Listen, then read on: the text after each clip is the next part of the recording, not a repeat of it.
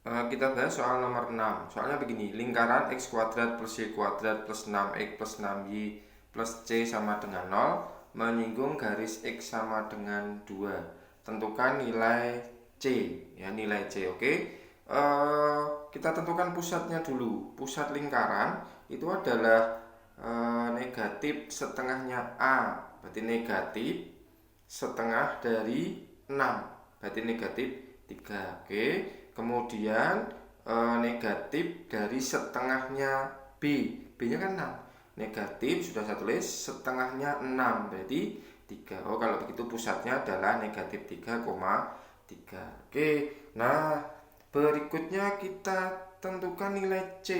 C pada persamaan lingkaran atau konstanta itu kebetulan sama dengan c kecil, gitu ya. C itu digunakan untuk menentukan jari-jari. Jari-jari itu adalah rumusnya adalah akar dari a kuadrat negatif 3 dikuadratkan, ya. Kemudian ditambah dengan b kuadrat, berarti negatif 3 juga dikuadratkan.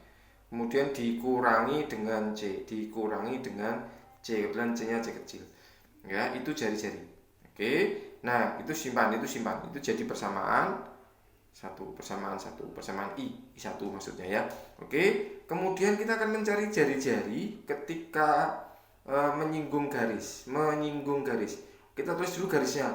Garisnya adalah AX persamaan, ya, sama ditambah dengan kemudian BY, kemudian dikurangi dengan C, hasilnya sama dengan 0. Ini persamaan umum garis. Soalnya ini plus C, sorry. Plus C sama dengan 0. Ini persamaan umum garis. Nah, ternyata garisnya kan garis X sama dengan negatif. Soalnya ini garisnya adalah X sama dengan 2. Itu berarti nilai, saya tulis X sama dengan 2. Itu artinya nilai A-nya adalah nilai A itu sama dengan 1, karena angka di depan X itu 1. Kemudian nilai B-nya adalah 0, dan C-nya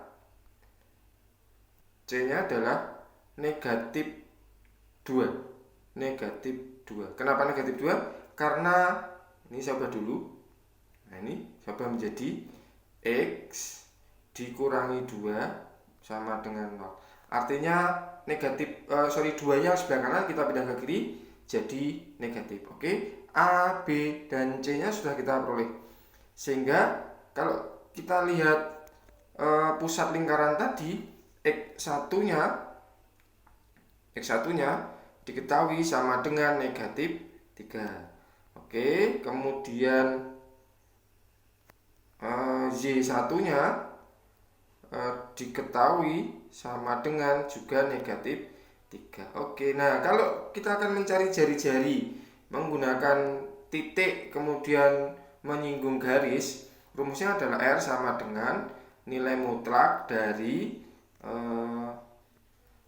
A kali X1, gitu ya. Kemudian ditambah dengan B dikali Y1, gitu ya. Kemudian ditambah dengan C, kemudian dibagi dengan akar A kuadrat ditambah B kuadrat, gitu ya. Nah, nilai mutlaknya jangan lupa. Nah, ini nilai mutlaknya. Arti nilai mutlak itu berarti nanti semua positif. Oke. A-nya adalah 1. X1-nya adalah min 3. Jadi kalau 1 dikali min 3, 1 saja 1. Kemudian dikali dengan negatif 3, ya, masih ditambah dengan B. B-nya kan 0 itu. Berarti 0 dikali dengan Y1-nya adalah negatif 3. Kemudian masih ditambah dengan C. C-nya adalah negatif 2. Negatif 2. Oke. Kemudian penyebutnya adalah akar dari A kuadrat. Anda lihat A kuadrat, A-nya kan 1, berarti 1 kuadrat. Kemudian ditambah dengan B. Sorry, ini tambah dengan B. B-nya adalah 0, berarti 0 dikuadratkan. Oke.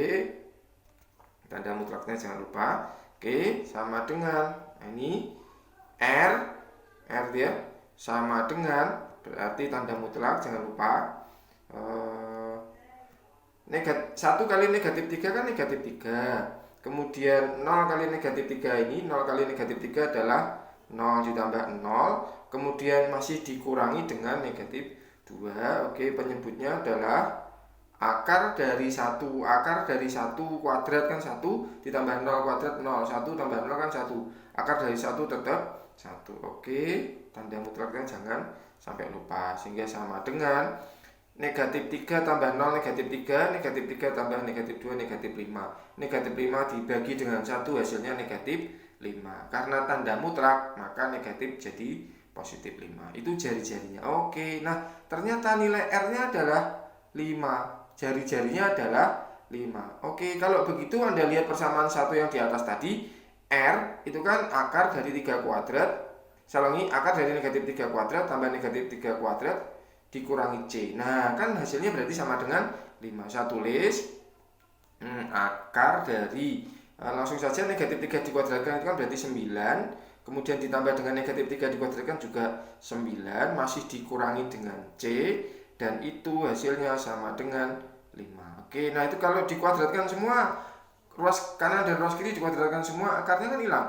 Menjadi 9 tambah 9 itu berarti 18. Masih dikurangi C, hasilnya sama dengan 5 dikuadratkan 25. Oke, berarti negatif C itu akan sama dengan, saya ulangi, ini sama dengan 25 dikurangi 18 itu berarti negatif 25 dikurangi 18 itu berarti 7. Oke ya, itu negatif C. Lah kalau yang ditanya adalah C berarti sama dengan negatif 7. Itu ya, semoga Anda bisa memahami. Terima kasih.